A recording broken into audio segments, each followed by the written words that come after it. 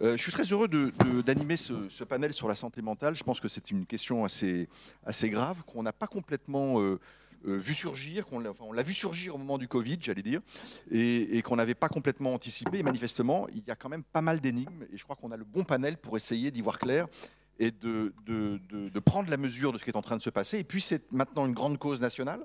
Donc c'est intéressant aussi de voir comment ça va se décliner, qu'est-ce que ça veut dire sur le fond et notamment en matière de politique de prévention. Donc ça va être un des sujets qui va nous occuper aussi. Et puis, je ne sais pas, je commencerai en vous disant que vous avez peut-être entendu une grande radio du service public ce matin, où un animateur bien connu, je vais citer son nom, Nicolas Demorand, a confié pour la première fois sur son état de santé. Il a dit, je suis un malade mental. Voilà, il souffre de bipolarité.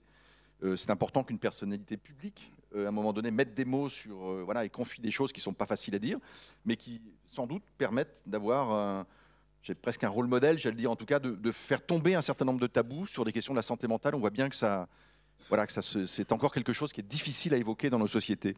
Et puis j'ajoute peut-être juste un mot plus personnel. Il se trouve que je suis au conseil d'administration d'une grande école de journalisme, et dans le conseil du printemps dernier, il y avait peut-être une quinzaine de points à l'ordre du jour. Et en fait, nous n'avons traité qu'un seul point qui a mobilisé les 2 heures et demie du Conseil, qui était une étude confidentielle sur la santé mentale des étudiants. Et honnêtement, on est tous tombés de notre chaise, parce que nous ne sommes pas des professionnels que vous êtes et aguerris, mais on n'avait pas vu arriver ce sujet-là avec cette amplitude, cette ampleur, cette acuité-là, j'allais dire. Et bien évidemment, ça nous a beaucoup démunis. Je vais commencer avec vous, Madame Delphine Maisonneuve. Le groupe Vive, c'est un grand groupe de protection sociale, c'est 45 000 salariés, c'est 3 grandes activités, l'assurance santé, avec des mutuelles qu'on connaît bien, c'est du soin, de l'accompagnement avec des centres de santé polyvalents, et puis c'est aussi, on le connaît moins, du logement social. Vous avez beaucoup de capteurs dans l'univers dans lequel vous êtes. Qu'est-ce qui s'est passé? Qu'est-ce qui fait qu'à un moment donné, ce sujet-là a émergé, est venu dans le grand public? À quel moment vous l'avez vu?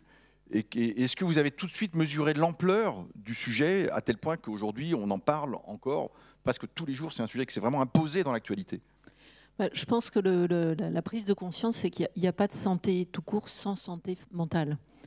C'est la mère de la santé finalement. Voilà, la santé physique et santé mentale, c'est vraiment un tout. Et finalement, c'est un sujet qui était déjà extrêmement prégnant, et particulièrement en France, où il fait bon vivre et où en même temps un quart des Français consomment d'une manière ou d'une autre des médicaments de type psychotrope. Donc on est vraiment sur un phénomène qui était là, qui était présent, mais qui a littéralement explosé au moment du Covid.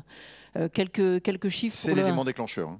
Alors, je ne dirais pas l'élément déclencheur, mais l'élément amplifiant, c'est certain, et aggravant, avec plus de 200% de passages aux urgences pour des jeunes et jeunes adultes entre le avant Covid, pendant Covid et après Covid.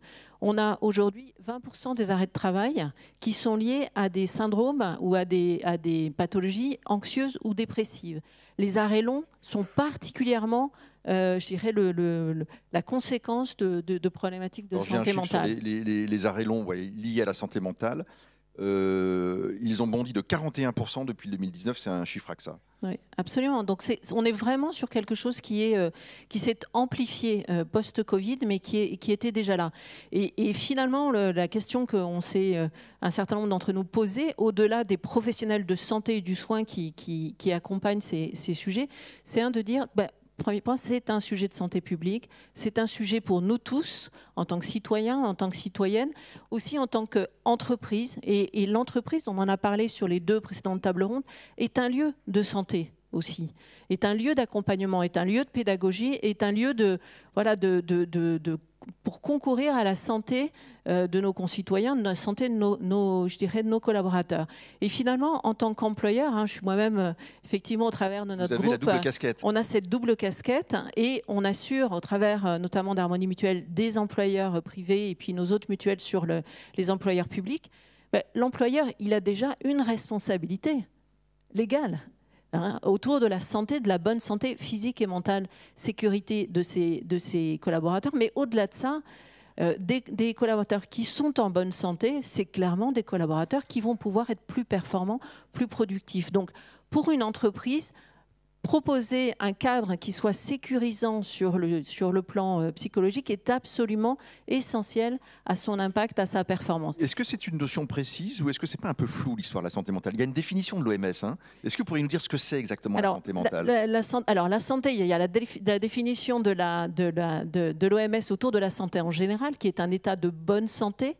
Hein, et sur la santé mentale, on a une définition. Alors là, c'est une colle parce que je ne l'ai pas par cœur. Mais pardon, c'était pas l'objet.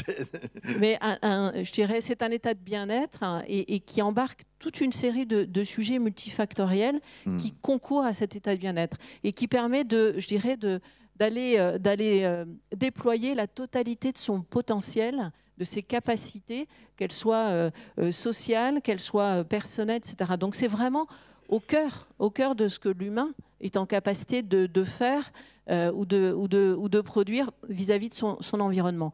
Et finalement, je crois vraiment, et c'est une conviction que nous portons au sein du groupe Vive, c'est que les entreprises ont cette capacité à contribuer positivement. Alors, il faut sortir du débat, c'est la faute de qui?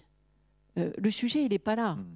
C'est multifactoriel, d'ailleurs. C'est absolument multifactoriel, mais au-delà de dire c'est de la faute ou c'est pas de la faute, on peut en entreprise concourir à améliorer cette santé mentale. On a eu l'impression, en écoutant l'actualité, que c'était beaucoup un sujet générationnel. Est-ce que c'est vrai ou pas? Est-ce qu'il y a je lisais en préparant cet échange, par exemple, que pour les moins de 30 ans, il y a une augmentation de 66% en 5 ans des burn-out. Est-ce qu'ils sont sortis plus fragiles du Covid? Est-ce que c'est un des éléments de compréhension du sujet? Ou est-ce que finalement, ça peut toucher à tous les âges de la vie, chacun d'entre nous, et il n'y a pas cette dimension spécifique générationnelle qu'on lit parfois dans les médias? Alors, je pense que ça s'est fortement accéléré, renforcé chez les jeunes et les jeunes adultes. Mais pour autant, toutes les classes d'âge sont touchées. Depuis les jeunes adultes, les jeunes adultes, jusqu'aux seniors. Et quand on dit 20% des Français vont, à un moment de leur vie, souffrir de problématiques de santé mentale, vous voyez bien que ça peut être vos collègues, ça peut être vos parents, ça peut être vos enfants. Voilà, je pense que dans cette salle, il n'y a pas une personne qui n'a pas autour d'elle une personne qui a souffert ou qui souffre aujourd'hui de problématiques de santé mentale. Donc c'est vraiment un sujet dont il faut qu'on s'empare, chacun en tant qu'employeur, en tant qu'assureur. Ce que nous, on a cherché à faire, c'est de pouvoir proposer aux employeurs que nous assurons des solutions pour identifier, sensibiliser, identifier. Et sensibiliser, c'est déstigmatiser. Il faut ouvrir la parole, il faut sortir de ces tabous. C'est pour ça que c'est particulièrement important que des leaders d'opinion, des personnes publiques puissent s'exprimer sur ce sujet-là. Mais c'est aussi important que les dirigeants d'entreprise soient en capacité de s'exprimer sur ce sujet-là.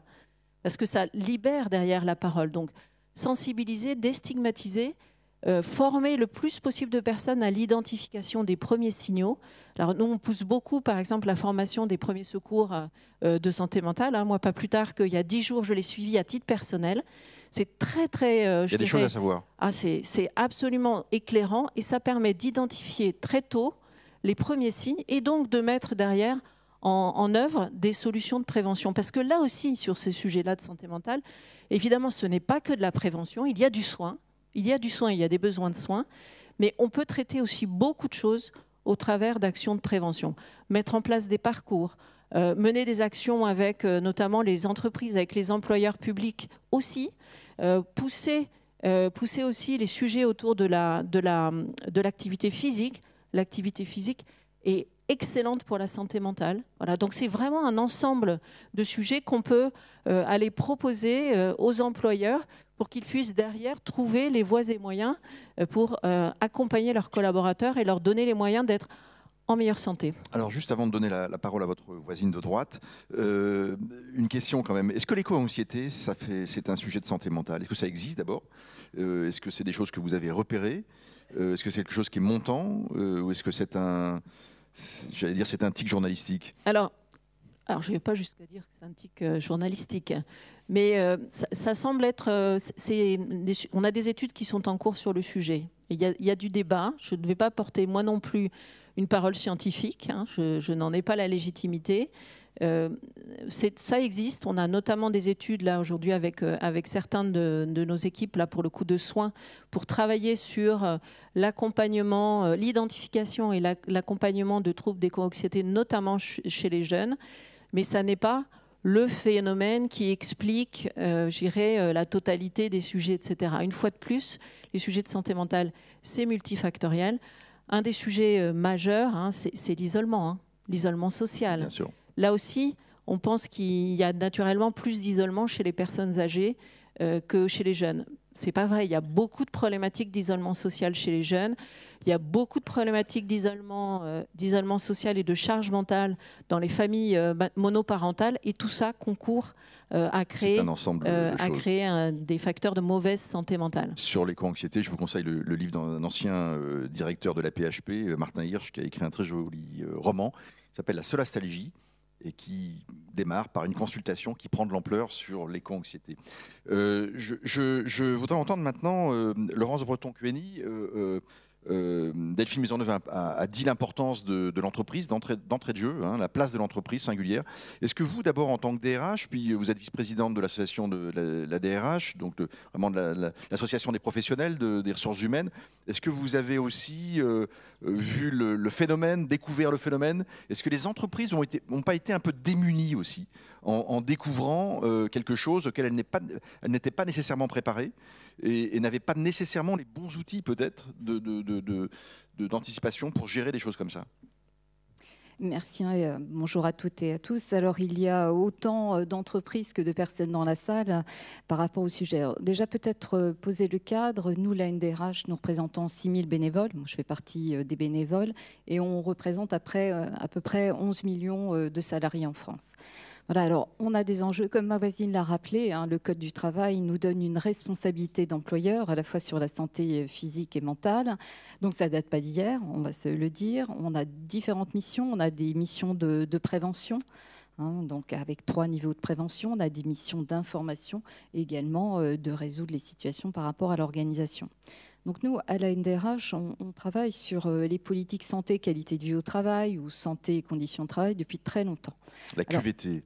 Oui, ou QVCT, ça dépend un petit peu comme on voit. Alors, le sujet émerge pour certains d'entre nous depuis plus longtemps que d'autres, mais en revanche, une enquête a été faite en 2023 qui montrait que la préoccupation numéro 1 des DRH, pour 58% d'entre eux, était la santé mentale. Donc c'est vrai que le Covid n'a fait que révéler un état de situation qui était déjà présent.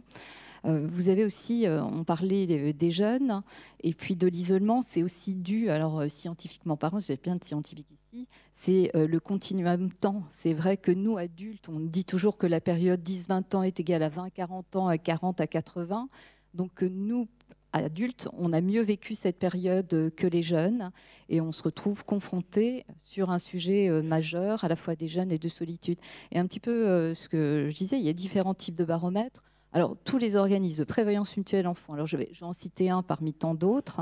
On avait Malakoff en 2023 qui avait fait un baromètre sur la santé mentale des salariés qui montrait déjà que la santé allait de moins en moins bien. En 20 ans, à peu près, on a un peu moins de 60% des personnes qui disent bien aller, mais qui montraient effectivement le fait que la santé mentale était une priorité et surtout une chose que l'on sait, moi qui travaille avec le Québec depuis très longtemps, c'est que les problèmes de santé mentale, il y a à peu près un tiers qui sont vraiment d'ordre professionnel, un tiers d'ordre personnel et un tiers mixte.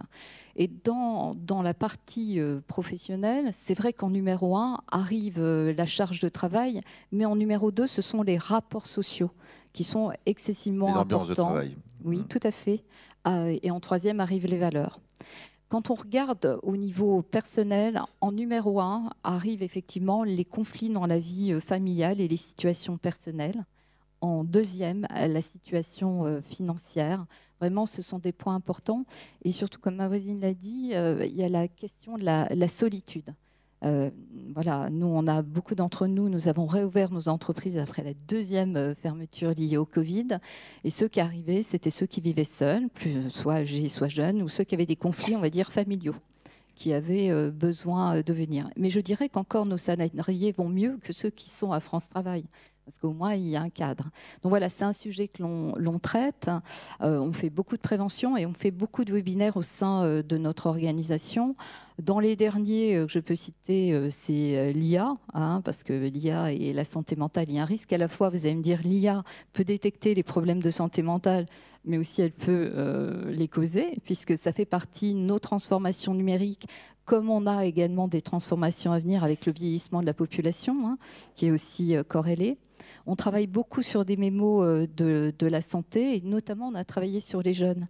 La problématique des jeunes, au-delà, on va dire, d'une façon de manager différente par rapport au sens, mais les autres aussi ont besoin de sens, mais c'est très différent, arrive un point excessivement important qui concerne les addictions. Les addictions. Alors, cannabis, je rappelle, il y a plein de médecins dans la salle, qu'au Québec, où je vais souvent, quand il y a eu la légalisation du cannabis, les médecins étaient horrifiés, parce que beaucoup de schizophrènes que nous retrouvons dans nos entreprises aujourd'hui, et un traitement n'est jamais retrouvé la santé, il faut se le dire, ont été pour partie ceux qui ont consommé trop tôt.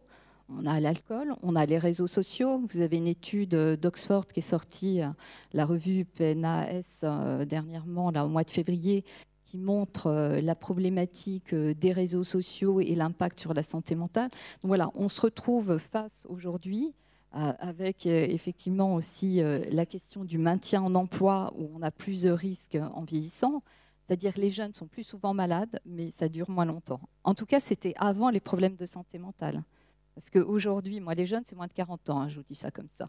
Donc, voilà, non, il faut bien se le dire. Et les seniors, c'est 55 ans chez moi. Donc, je suis dans la prestation intellectuelle. Voilà. Mais les jeunes, effectivement, sont plus souvent malades. Donc, on a plein de politiques dont on ne pourra pas parler. Mais c'est vrai qu'on a un contexte particulier et nous devons tous être vigilants. Voilà, parce qu'il y a ce souci de performance sociale et de performance économique. Le premier point de contact dans une entreprise, en général, quand on a ce type de sujet pour un salarié, c'est le médecin du travail. C'est la visite. Alors voilà, vous dites non, Delphine. Donc je vais voir ce que va dire votre voisine. Mais est-ce que donc voilà, en tout cas sur le papier, c'est le médecin du travail. Est-ce qu'ensuite les DRH aussi, vous l'avez dit d'un mot, mais évidemment ont dû inventer aussi une écoute particulière, peut-être être formés spécifiquement sur ces questions-là, même si c'était déjà une responsabilité de l'entreprise. Donc, ce n'est pas complètement nouveau. Mais devant l'ampleur du phénomène, est-ce qu'il y a des choses précises qui ont bougé ?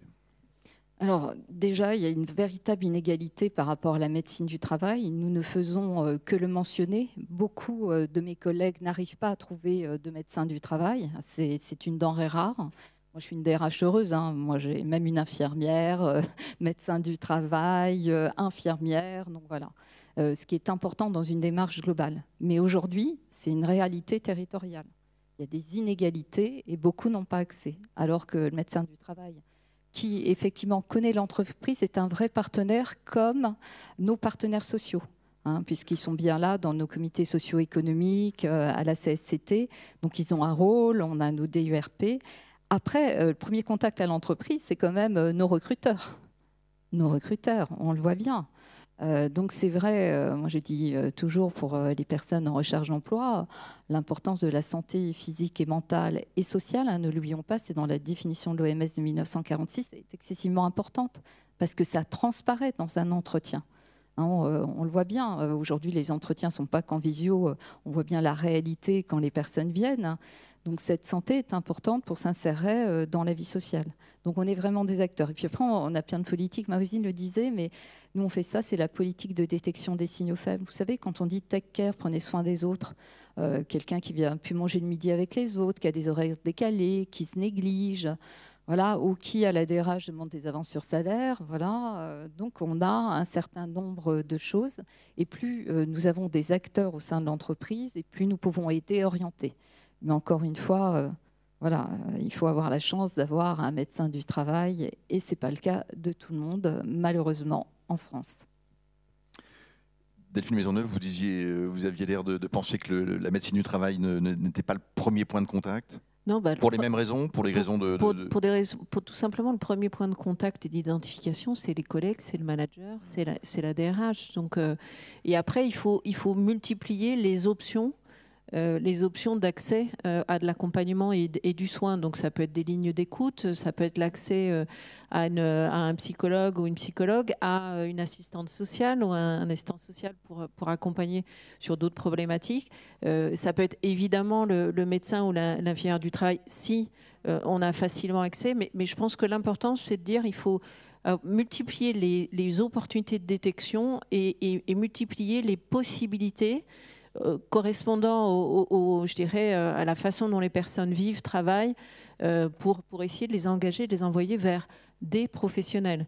Et quand je dis des professionnels, c'est évidemment des professionnels de santé, mais c'est des professionnels tout court. Voilà. Donc il n'y a pas un interlocuteur, il y a vraiment une capacité à avoir une multitude de personnes qui se responsabilisent. C'est intéressant, le premier que vous avez cité, c'est le manager et les collègues de travail. Donc sensibiliser aussi les managers à cette capacité à alerter, en fait, à ne pas laisser... j'allais dire, pourrir une situation et à jouer son rôle d'alerte, c'est aussi une nouvelle demande pour les managers, qui est un sujet aussi, je pense, intéressant, qui demande peut-être même d'être formé à ça, ou en tout cas d'être préparé à ça, à cette dimension-là. Je vais passer la parole à Angèle Malatre-Lansac. Vous êtes déléguée générale de l'Alliance pour la santé mentale. L'Alliance, ça réunit, je crois, 3000 structures, c'est ça, des professionnels, des établissements, des associations qui travaillent sur le champ de la santé mentale. Vous militiez pour cette grande cause nationale. Voilà, c'est gagné ou... Qu'est-ce qui va se passer maintenant? D'abord, peut-être, dites-nous, qu'est-ce qui fait qu'à un moment donné, des professionnels comme vous se sont mobilisés pour faire de la santé mentale une grande cause nationale? Peut-être pour reprendre, moi ça fait une quinzaine d'années que je travaille sur ces sujets-là et je pense comme tous ceux qui voient ce sujet depuis longtemps, en réalité la prévalence des troubles psy dans la population française, elle était déjà très forte. On a une personne sur 5 qui est concernée chaque année par un trouble psychiatrique, donc tout ce qui est dépression, troubles anxieux les plus fréquents, mais aussi la bipolarité, la schizophrénie, les troubles alimentaires, etc. Donc 20% de la population chaque année, c'est absolument énorme. Et on a une forme de chape de plomb autour de ce sujet. Et c'est vrai que le message envoyé par Nicolas Demorand ce matin, si vous ne l'avez pas entendu, 80 secondes, ça vaut le coup. Parce qu'il nous dit, qu'est-ce qu'il nous dit? Il nous dit, moi je me soigne, je suis là chaque matin et je travaille normalement et je vis normalement. Et en fait, ce message d'espoir, ce regard, ce changement de regard, c'est vraiment ça qu'on essaye de faire avec cette idée de grande cause nationale. C'est un projet qui avait déjà été déposé il y a une dizaine d'années. Les acteurs du champ demandent en fait depuis très longtemps à ce qu'on puisse parler de ce sujet, en faire une priorité de politique publique. C'est vrai qu'il y a 10 ans, la société n'était pas prête, très clairement. La crise sanitaire, ça a été très bien dit, en fait, lever une partie du tabou et surtout dans les familles, le fait de voir les enfants qui allaient mal, les ados qui allaient très mal, le fait d'en entendre plus parler aussi. Les parents se sentent démunis aussi. Les parents se sont sentis très démunis. Et puis les jeunes ont vu aussi la pop culture, les séries, les films aussi ont beaucoup changé en fait le regard. Beaucoup d'artistes, on se rappelle de Stromae qui avait pris la parole au JT pour expliquer en fait ces différentes tentatives de suicide. C'était très puissant. Tout ça a fait quand même un peu évoluer le regard des sportifs aussi. Cet été pendant les JO, c'était très impressionnant. Là, Teddy Riner, vraiment qu'on n'imagine pas en train de pleurer au fond de son lit. Pourtant, voilà, quand un personnage comme ça va sortir sur sa souffrance psychique, sur sa détresse psychique, sans forcément que ce soit un trouble psy, parce que je différencie quand même. Quand on vous parle de santé physique, vous demandez à des gens santé physique, ça vous évoque quoi? Ça vous évoque le bien-être, le sport, des choses positives. Vous demandez santé mentale, on va tout de suite vous parler de dépression et d'hôpitaux psychiatriques. En réalité, la santé mentale, c'est quelque chose de formidable. C'est vraiment cet état de bien-être, c'est la réalisation de votre potentiel et c'est le fait de pouvoir faire face aussi aux difficultés normales de la vie. Donc avoir une bonne santé mentale, c'est extrêmement important et positif. Et pour le coup, la santé mentale, on en a toutes et tous une. Et donc extrêmement important, effectivement. C'est un capital. C'est un capital et on parlait d'alimentation, de sport, on parlait de lien social. Donc tout ça, c'est des déterminants absolument majeurs sur lesquels on peut travailler. Et cette santé mentale, elle va s'altérer. Chacun peut avoir des périodes où ça s'altère, ça se dégrade de façon forte. On peut avoir un trouble psychique, mais pas forcément. Et on peut aussi se rétablir, travailler, vivre, etc. Donc c'est surtout avoir ce discours beaucoup plus déculpabilisant et démocratique, en fait, démocratiser la santé mentale. Donc cette grande cause, l'idée, c'est informer pour comprendre ce que sont les troubles, ce qu'est la santé mentale, prévenir aussi, c'est-à-dire comprendre quels sont les comportements positifs que je peux avoir pour prendre soin de ma santé mentale, mais aussi collectivement, quand je suis une entreprise, quand je suis une université, quand je suis une collectivité locale, comment j'agis sur les déterminants de santé mentale pour faire de la prévention. Et puis enfin, cette idée de déstigmatiser, c'est-à-dire de changer de regard et d'avoir un regard beaucoup plus positif, à la fois parce que oui, on peut guérir, oui, on peut se rétablir, oui, on peut travailler, avoir des enfants, une vie sociale formidable en ayant un trouble psy, et aussi changer de regard sur la santé mentale, le voir comme quelque chose de très positif sur lequel on peut tous agir et essayer de se sentir bien et de conserver cet état de bien-être qui est si important dans le travail et aussi dans la vie sociale, familiale, etc. Alors faire de la santé mentale une grande cause nationale, forcément, c'est interroger les politiques publiques, monsieur le député. Vous êtes spécialiste depuis longtemps des questions de santé. Faire de ce sujet-là une grande cause nationale, c'est bien évidemment la mettre dans le débat public. C'est s'interroger sur les politiques publiques mises en place dans le passé, sur ce qu'il faut corriger, peut-être accentuer.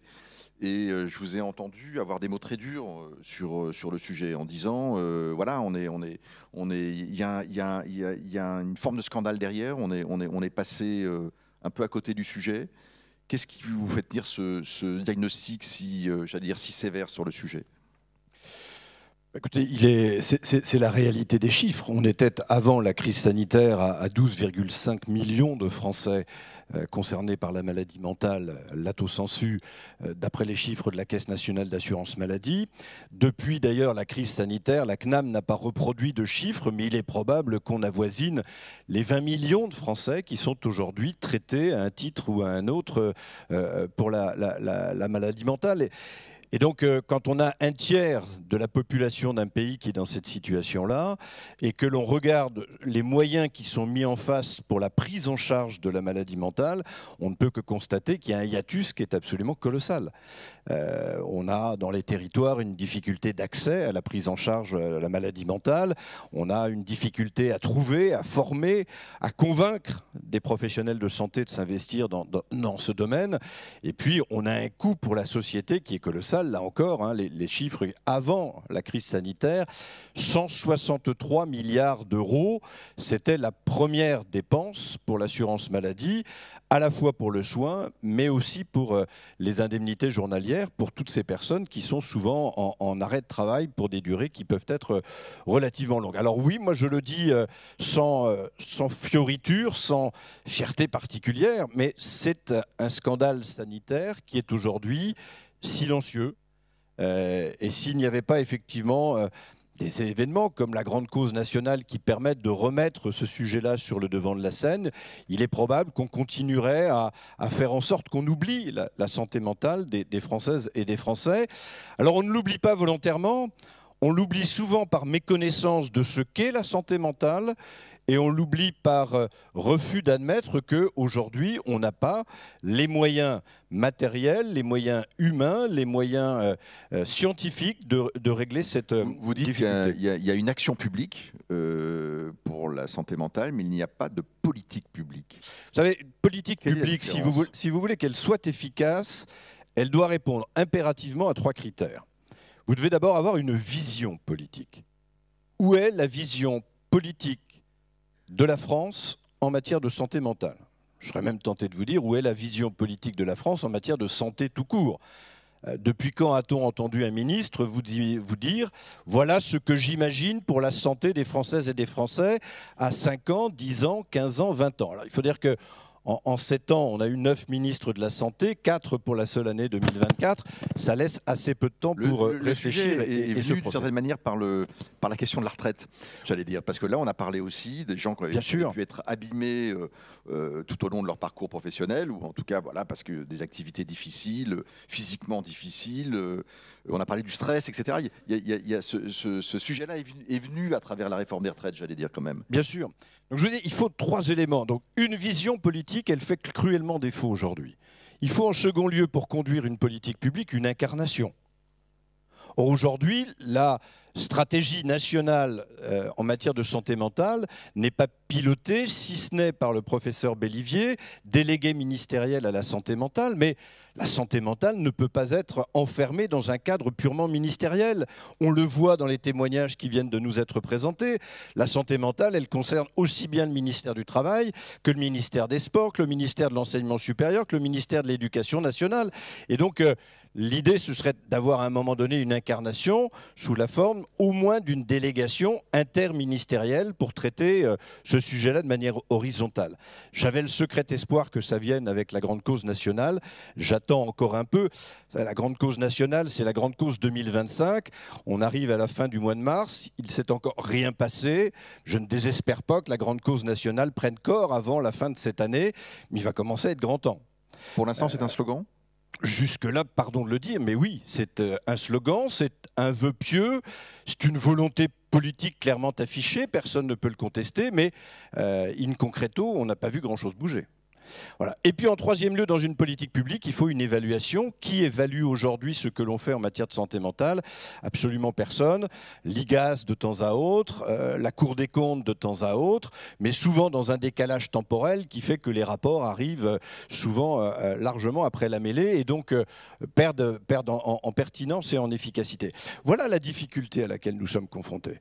Donc il est important, si l'on veut demain prendre à sa juste mesure ce que je continue de qualifier comme un scandale sanitaire, regardez les chiffres du suicide chez les enfants, chez les adolescents, chez les adultes, chez les seniors, puisque j'ai appris tout à l'heure que je faisais désormais partie des seniors.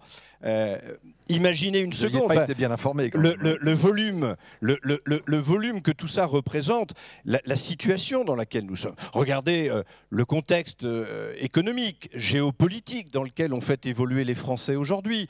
Il n'est que d'allumer la moindre chaîne d'information continue pour entre ce qui se passe en Ukraine, entre ce qui se passe sur le plan économique, entre les errements d'une administration américaine nouvellement installée, entre les difficultés budgétaires de la France qui contraignent les pouvoirs publics à taper dans le dur des politiques publiques en permanence. Tout ça est très anxiogène. Donc qui peut nier que tout ça va continuer à avoir des effets majeurs sur la santé mentale de nos concitoyens et qui peut nier qu'en face de ça, la réponse des pouvoirs publics n'est pas à la hauteur. Alors la vision, l'incarnation, voilà, chacun peut discuter, vous suivre. Une politique publique, ensuite, c'est des choses quand même très concrètes. Qu'est-ce qui, alors vous avez parlé de l'évaluation, etc. Mais qu'est-ce qui pourrait symboliser cette politique publique nouvelle qui n'existerait pas aujourd'hui ou de façon trop embryonnaire ou très désorganisée? Qu'est-ce qui pourrait structurer une nouvelle politique publique en matière de santé mentale? Alors, comparaison n'est pas raison, mais si vous regardez ce qui s'est fait il y a quelques années avec le cancer, on a fait considérablement bouger les choses dans ce pays lorsque, sous l'égide du président Chirac, on a lancé le premier plan cancer et lorsqu'on a chargé l'Institut national du cancer de le mettre en œuvre. On a, là en l'occurrence, on avait la vision et l'incarnation. Il nous faut demain la même chose en matière de santé mentale. Et vous noterez qu'avec cette action sur le cancer, on a fait tomber une partie des tabous autour de la maladie cancéreuse. Et il faut, comme l'a fait de Morand ce matin, de manière très courageuse, hein, il fait aussi la une cette semaine du magazine Le Point, avec son visage et cette expression « Je suis un malade mental ». Il fallait le faire, il fallait oser, et il a eu raison de le faire. Vous avez évoqué les sportifs tout à l'heure, mais il faut que derrière tout cela, on arrive à structurer ça dans un grand plan santé mentale au même titre et avec la même ambition, y compris budgétaire, que nous avons eu sur le plan cancer. Et puis, il y faut une incarnation. Alors, est-ce qu'il faut recréer un institut national de la santé mentale? Peut-être que dans un domaine où les discordes philosophiques ou les discordes d'école à l'intérieur du monde de la psychiatrie et de la psychologie sont un peu plus complexes qu'en matière de cancer, ça pourrait prendre du sens, mais avoir cette incarnation entre la recherche, entre le soin, entre l'étude, entre l'évaluation, entre la communication, tout ça pourrait prendre corps. Et si on était en capacité, dans les 9 mois qui nous restent de la grande cause nationale, à au moins mettre et porter sur les fonds baptismaux une stratégie nationale en santé pluriannuelle et un organisme chargé de l'incarnation, simplifions-nous la vie, plutôt que de créer un nouveau machin, comme aurait dit le général, on a un délégué ministériel à la santé mentale, conférons-lui une compétence interministérielle, donnons-lui la capacité administrative à traiter les choses en interministérialité, on aura déjà fait un progrès considérable. Voilà. Mais une fois encore, si on n'a pas ça, merci beaucoup, mais si on n'a pas ces éléments-là, on n'y parviendra pas. Vous savez, moi je préside le groupe d'études santé mentale à l'Assemblée nationale. Alors, avec une pointe d'humour, parfois je me demande si je préside le groupe d'études de la santé mentale à l'Assemblée nationale ou la santé mentale de l'Assemblée nationale. Et vous avouerez que votre réponse ? Parfois dans les débats, eh bien, je m'interroge encore. D'accord, vous n'avez pas la réponse. Je m'interroge encore. Il y a encore un doute. Oui, voilà, je m'interroge jusqu'à la prochaine dissolution. Mais plaisanterie mise à part, voilà, prenons ce sujet à bras-le-corps. Une fois encore, il mérite le plus grand des sérieux. Vous le connaissez, vous le mesurez dans le monde entrepreneurial qui est le vôtre. Chacun le mesure, y compris à l'échelle familiale. Et puis, comme pour toute maladie, rendons-la non pas banale, parce que c'est quelque chose de sérieux, mais rendons-la acceptable, entendable, audible par les uns par les autres. Et puis, prenons conscience que c'est une maladie comme les autres, c'est une maladie pour laquelle on a aujourd'hui des protocoles de soins, c'est une maladie dont on sait sortir et dont on peut sortir avec succès. Une fois encore, l'exemple de Morand ce matin montre qu'on peut et travailler et réussir dans son environnement professionnel tout en gérant sa propre maladie mentale. Voilà, redonnons aussi cet espoir-là aux Français. Vous savez, je vous invite à aller le lire. Vous avez un très très beau rapport du Conseil consultatif national d'éthique qui est sorti cette semaine. C'est l'avis numéro 148 du CCNE sur l'éthique de la vulnérabilité. Regardons chaque patient comme un être vulnérable du fait de sa maladie. Et regardons comment le système de santé ne doit pas créer des co-vulnérabilités derrière dans la manière dont on prendra ou pas en charge la maladie et la première vulnérabilité. Quand on dit aujourd'hui à un patient malade mental dans le département de la Sarthe, le mien, qu'il n'y a plus de médecins et que le PSN n'a plus de lits ouverts, qu'on continue de fermer des lits, que l'été dernier, on a laissé des patients sous contention pendant 10 jours dans le hall d'accueil des urgences de l'hôpital général du Mans. Quand on dit tous ces éléments-là, on mesure derrière toute la détresse humaine, toute la vulnérabilité qu'on ajoute à la vulnérabilité que confère la maladie. Et ayons cette éthique-là et rajoutons à l'éthique de la vulnérabilité une éthique de l'espérance. C'est en tout cas ce que modestement essaie de faire un parlementaire. Merci à vous. Je vais vous demander à toutes les trois ce que vous attendez, vous, des politiques publiques, peut-être en commençant par Angèle Malatlansac. On est quand même dans un pays où on aime beaucoup les politiques publiques, alors il en faut, hein, bien évidemment c'est important, et peut-être particulièrement en matière de santé, s'il y a un sujet où les politiques publiques ont forcément un effet majeur. Voilà, le député a parlé d'incarnation, de vision, etc. Concrètement, vous, à travers cette association qui s'est mobilisée pour cette grande cause, sur quoi ça pourrait déboucher concrètement? Qu'est-ce qui vous paraît le plus urgent aujourd'hui à mettre en œuvre pour qu'il y ait une prise en compte plus effective? Alors, je vais rejoindre monsieur le député. Moi, j'ai la chance d'avoir été nommée par Michel Barnier, reconduit par François Bayrou pour accompagner le gouvernement dans cette grande cause nationale et de façon avec toute la liberté de parole que je peux avoir dans cette mission. L'idée avec le professeur Lejoyeux, qui est le patron de la Commission nationale de psychiatrie, et Daniel Fasquelle, qui est l'Association des maires de France. Donc tous les trois, on se réunit régulièrement avec les pouvoirs publics pour justement essayer de les accompagner dans cette grande cause. La dimension interministérielle qui a été évoquée, elle est absolument centrale. Et l'idée, c'est qu'effectivement, si on veut agir sur les déterminants, il faut embarquer, et si on veut agir en amont et en aval, il faut embarquer le logement, le travail, le sport, la culture, l'intérieur, la justice, etc. L'éducation nationale, bien entendu. Et il faut absolument que ce sujet-là soit en réalité l'affaire de tous et la responsabilité de l'ensemble des ministères. Donc tout à fait, interministérialité. Avec une feuille de route, on a une feuille de route aujourd'hui santé mentale et psychiatrie qui est effectivement portée par un délégué ministériel depuis 2018, donc avec une certaine constance dans un climat effectivement où voilà, les ministres ont beaucoup bougé. Cette feuille de route, elle est santé mentale et psychiatrie. En réalité, il faut vraiment la compléter, l'enrichir et lui donner cette vision très globale. Donc je rejoins à 150% ce qui a été dit et effectivement avec une dimension pluriannuelle, comme on l'a fait sur Alzheimer, comme on l'a fait sur le cancer, se dire chaque année, on se fait un point avec des indicateurs précis Et il faut voir ce qu'on veut. Si on ça veut marche. Sur Alzheimer et le cancer, ça a marché. Ça a été extrêmement fort, y compris en termes d'attractivité des professions et de changement de regard. Je reprends encore cette idée-là, mais le cancer, il y a 40 ans, n'était pas du tout perçu comme il l'est aujourd'hui. C'était une maladie très honteuse dont on ne parlait pas, etc. Donc on a vraiment, sans parler d'Alzheimer, la longue maladie. Voilà. Sur l'autisme aussi, les troubles du neurodéveloppement, il y a voilà, une évolution des regards aussi absolument phénoménale. Dans tous ces cas, il reste évidemment énormément de choses à faire, mais c'est vrai que sur la question de la santé mentale et de la psychiatrie, on a vraiment un retard énorme qu'il faut rattraper. Donc cette idée de plan interministériel avec des réunions très fréquentes, des indicateurs de suivi et une pluriannualité, c'est vraiment ça, moi en tout cas, que je pousse dans les différentes réunions que je peux avoir. Et j'espère qu'on aura gain de cause avant la fin de l'année, effectivement. Delphine Maisonneuve, voilà, là où vous êtes, qu'est-ce que vous pouvez attendre d'une politique publique qui vous aide dans la mission que vous déployez à travers le groupe Vive? Alors, je pense que le côté entreprise et côté assureur, il y a un point important, c'est que la santé mentale, c'est bien sûr du soin, mais c'est aussi de la sensibilisation, de la détection et de la prévention.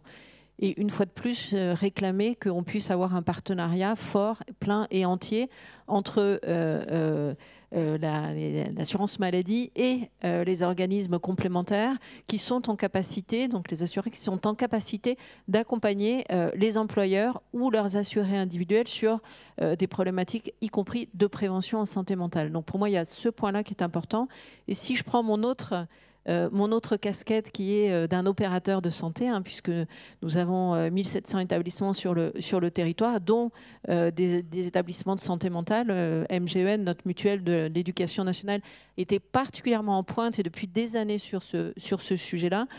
Je pense que là, il y a effectivement besoin d'aller renforcer des moyens, des capacités d'accès, rendre la santé mentale accessible à tous sur le territoire, c'est extrêmement essentiel et c'est urgent. Alors il y a eu certes l'initiative sur les consultations de psychologie qui est utile, qui peut-être peut être encore amplifiée, peut-être insuffisante, mais qui est utile et qui a marqué quand même C'était qu'il y avait un dispositif de financement en fait public, de consultation, absolument, à l'égard d'un professionnel, qui quelque part a complété le dispositif que beaucoup d'assureurs santé de mutuelles avaient mis en place, d'être en capacité de. Et ça a été très utilisé ce dispositif. Absolument, massivement. très utilisé massivement pendant et post-Covid.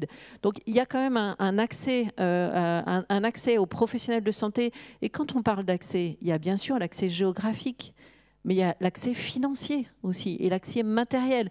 C'est pour ça que d'être en capacité de multiplier les modes d'accès, que ce soit au téléphone, que ce soit via son entreprise, que ce soit via son médecin traitant ou des infirmiers, voilà, tout ce qui facilite l'accès à des professionnels qui peuvent contribuer à soigner ou à prévenir des problématiques de santé mentale, puisqu'il y a des pathologies mentales, mais il y a aussi des états à un instant T de difficultés en matière de santé mentale, et on a à peu près tout le spectre à aller accompagner. Donc je pense que effectivement l'incarnation, la capacité à embarquer tous les déterminants de santé mentale, c'est extrêmement important.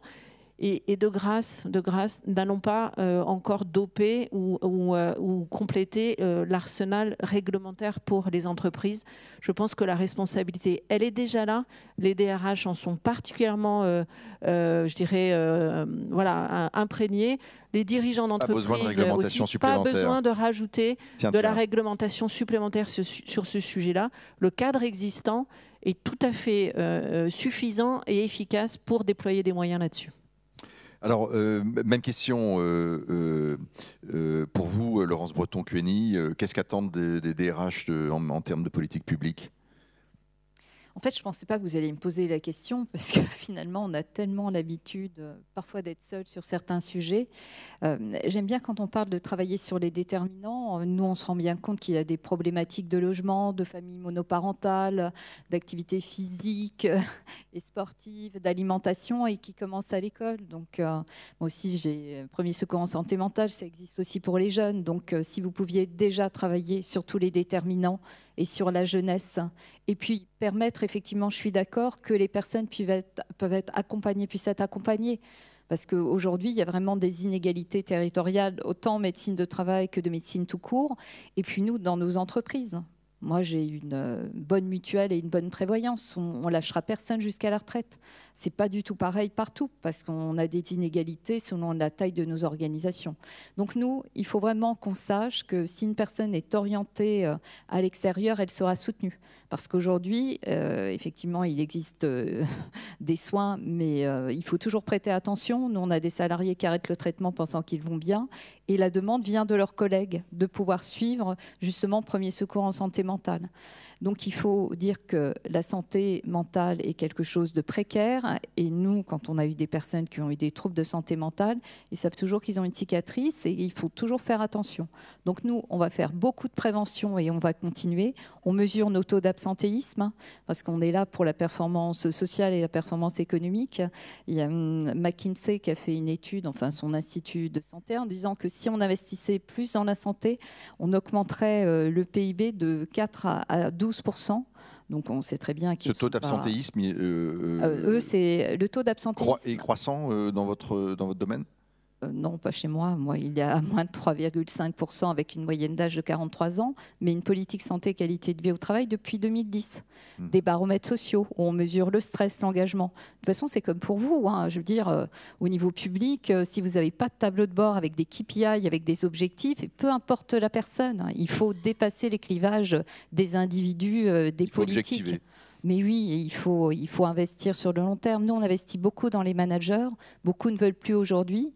Quand le Covid a commencé, on les a tous formés au management à distance et au management des risques psychosociaux en disant c'est comme dans l'avion, vous prenez soin de vous et après vous prenez soin des autres.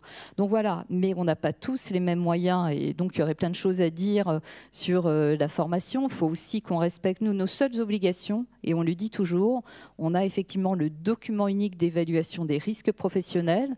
Pour les plus de 50 salariés, il faut qu'il soit mis à jour et qu'effectivement, on suive bien la question des risques psychosociaux. On a un rôle, mais on ne peut pas tout faire parce qu'il y a une partie qui nous échappe. Et là, en revanche, il faut qu'il y ait un système de soins. Moi, je travaille sur le sujet depuis très longtemps au Québec et j'adore le Québec et les normes québécoises, mais ils n'ont pas notre système de santé qui, même s'il se dégrade, est encore un bon système de santé. Et puis, je vous entendais parler des étudiants tout à l'heure. Mais depuis des dizaines d'années, on a nos étudiants en médecine qui sont aussi en mauvaise santé. Donc prenons soin de nos soignants en premier pour qu'ils puissent prendre soin de nous demain. Delphine Maisonneuve, vous vouliez réagir? Mais j'allais exactement dire ça. C'est-à-dire qu'il y a aussi un véritable scandale, en tout cas une prise en compte et une prise de conscience très faible de l'état de santé physique et mentale de nos professionnels de santé. Il y a eu un travail excellent fait par Philippe de Normandie sur ce sujet-là.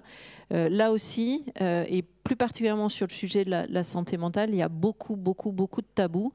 Et c'est comme dans l'avion, hein, quand vous savez, alors je sais que je ne devrais pas trop parler de prendre l'avion, mais il y en a encore qui le prennent de temps en temps. On est dans un événement sur l'environnement, je crois. Voilà, s'il y a une dépressurisation, il faut d'abord vous mettre le masque pour pouvoir vous occuper des personnes plus fragiles. Voilà. Les professionnels de santé, c'est exactement ça, mais aussi les dirigeants d'entreprise et les managers, si eux-mêmes ne sont pas en bonne santé, ils ne peuvent pas non plus prendre soin de la santé des personnes qui leur proches. C'est une question que j'allais vous poser et que je reposerai plus précisément aussi à monsieur le député. C'est pour une bonne politique publique, il faut aussi des professionnels de la santé sensibilisés, formés, suffisamment nombreux. Est-ce qu'on est aujourd'hui, on est équipé, suffisamment équipé? Certains d'entre vous, monsieur le député, vous avez évoqué la difficulté pour parfois, ou des inégalités assez fortes entre territoires sur la présence des médecins, sur les professionnels capables de prendre en compte ces pathologies de la santé mentale. Est-ce qu'on forme assez de gens? Est-ce qu'on en a assez aujourd'hui en France? Moi, je suis certaine que ma voisine de gauche aura des chiffres, mais il manque dramatiquement de psychiatres en France. L'accès, alors psychologue, on a plutôt un maillage qui est un peu plus complet, même s'il y a toujours des endroits où il y a des déserts médicaux, mais côté psychiatrie, côté pédopsychiatre, il y a une pénurie absolue hein, dans l'accompagnement, y compris l'accompagnement dans les CAMS, etc., les organismes qui visent à accompagner les enfants et les jeunes enfants sur les territoires. Il y a des délais d'attente qui sont très significatifs. Donc oui, il y a un problème d'accessibilité je dirais, au professionnel pivot qu'est le psychiatre quand il s'agit d'accompagner des pathologies plutôt sévères en matière de santé mentale.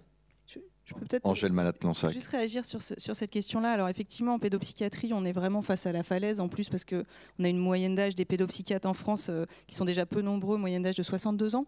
Donc on voit bien que là, on va se retrouver dans quelques années avec un vide absolument abyssal. Sur les psychiatres, je suis un peu plus mesurée, parce que c'est vrai que quand on regarde en nombre de psychiatres par habitant en Europe, la France est en 2e position juste après l'Allemagne. La problématique, c'est psychiatres par habitant, donc on en a à peu près 15 000 en France. Et c'est vrai que la problématique, c'est vraiment l'hétérogénéité, je pense, de leur répartition sur le territoire, qui est très claire, et aussi ce qu'on leur demande de faire. Et en réalité, on demande aux psychiatres de faire un peu tout, y compris de prendre en charge la santé mentale, qui pourrait être prise en charge, les troubles psychiques qui pourraient être pris en charge en médecine générale, ce que font beaucoup d'autres pays, en fait, et c'est un peu les recommandations de toute la littérature internationale et de l'OMS, c'est-à-dire de se dire en premier recours, le médecin vers qui vous vous tournez en premier quand vous avez une souffrance psychique, c'est votre médecin généraliste dans 80% des cas. Et c'est d'ailleurs lui qui prescrit 90% des antidépresseurs et des anxiolytiques en France. Et Dieu sait qu'on aime bien ces médicaments, notamment les anxiolytiques, qui sont très, très consommés, bien sûr. Donc on a un vrai enjeu sur la médecine générale et justement sur comment est-ce qu'on utilise davantage et qu'on équipe davantage et qu'on forme davantage les médecins généralistes qui pourraient soulager une grande partie de la psychiatrie. Et aujourd'hui, en France, on a vraiment des pratiques qui se distinguent des autres pays, à la fois par un hospitalocentrisme très fort encore en psychiatrie. On hospitalise énormément par rapport à ce qui se fait dans d'autres pays et par rapport aux recommandations de bonnes pratiques.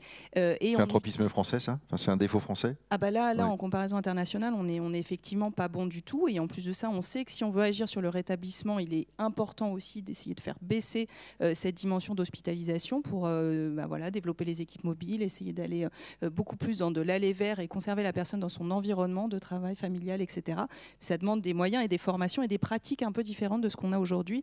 Et on a vraiment cet enjeu médecine générale. Psychologue, vous savez qu'aujourd'hui, à partir de 3 ans jusqu'à la fin de vos jours, vous pouvez être remboursé de 12 séances annuelles à 50 €, prise en charge par le dispositif Mon Soutien Psy. Très intéressant. On a quand même une hétérogénéité de pratique chez les psychologues sur laquelle il faut travailler, mais c'est des professionnels qui sont là, qui sont extrêmement importants dans la question de la prise en charge de la santé mentale. Et donc je pense qu'il faut vraiment travailler sur cette question des psychologues, des médecins généralistes, des IPA, infirmières en pratique avancée. Donc il y a tout plein de professionnels qu'on peut utiliser compte tenu de la situation et du fait qu'effectivement la psychiatrie attire peu. Donc il faut essayer de changer ça en montrant que c'est des métiers formidables. Il y a une campagne qui s'appelle Choisir Psychiatrie à destination des étudiants en médecine en ce moment qui vous dit la psychiatrie sauve des vies, c'est des métiers géniaux. On peut faire de la recherche, on peut faire de la pédopsie, on peut faire de la psy adulte, il y a énormément de renforcer l'attractivité de cette renforcer l'attractivité, mais même comme ça, on voit bien qu'avant d'avoir beaucoup Vous avez fait quelques comparaisons internationales. Il y a un pays que vous donneriez, j'allais dire, un peu en exemple dans sa prise en compte de la santé mentale?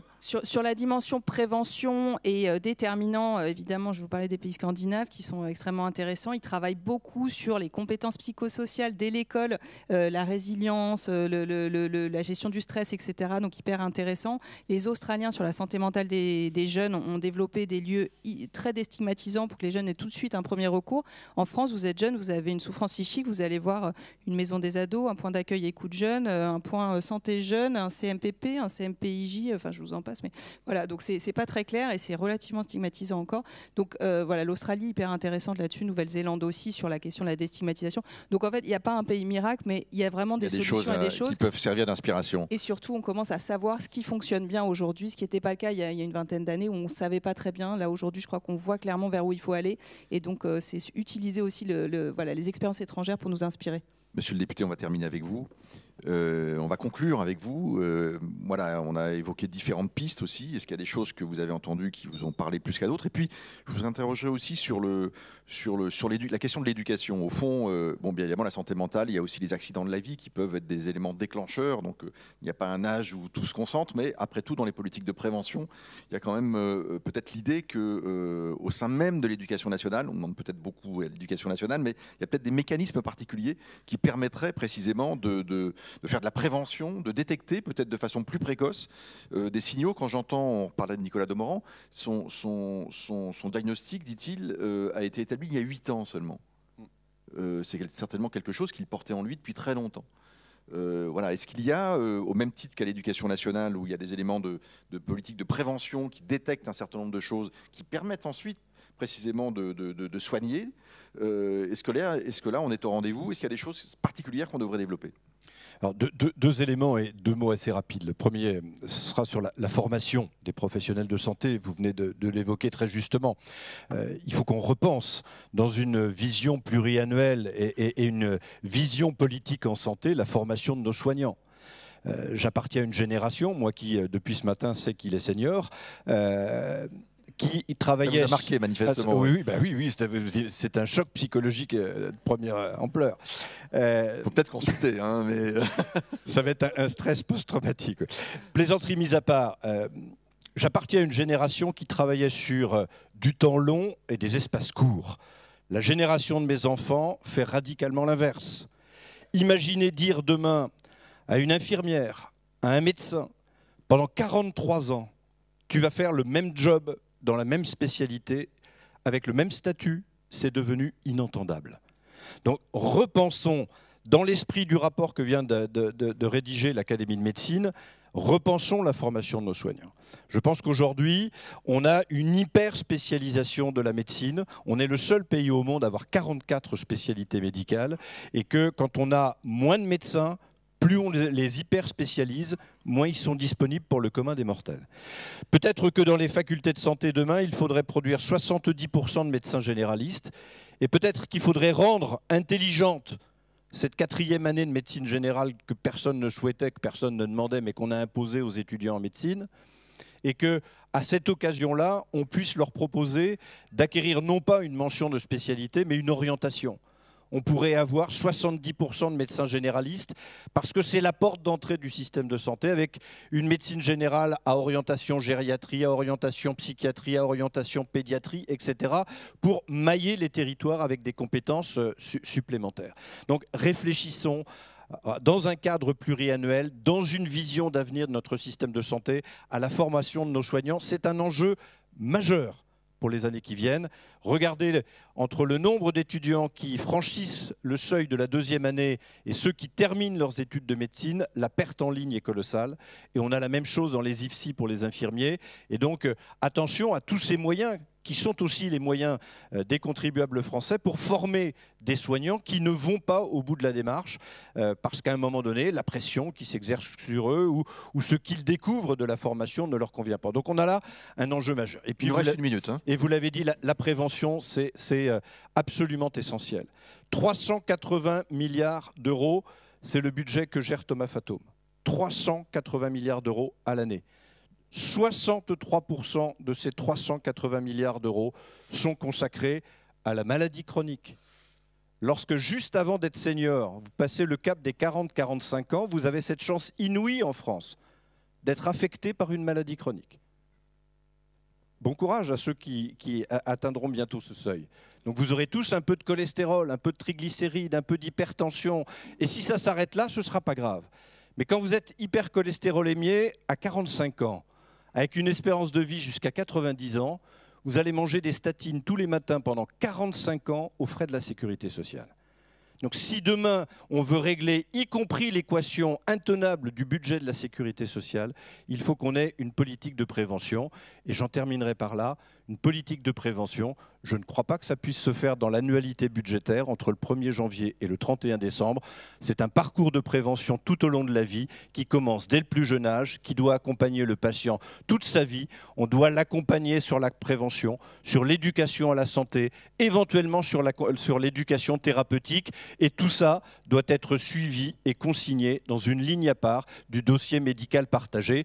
Vous savez, ce dossier médical partagé que tout le monde attend, que personne n'a encore vu, mais qui finira bien par arriver un jour. Merci à vous quatre, c'était passionnant. Merci.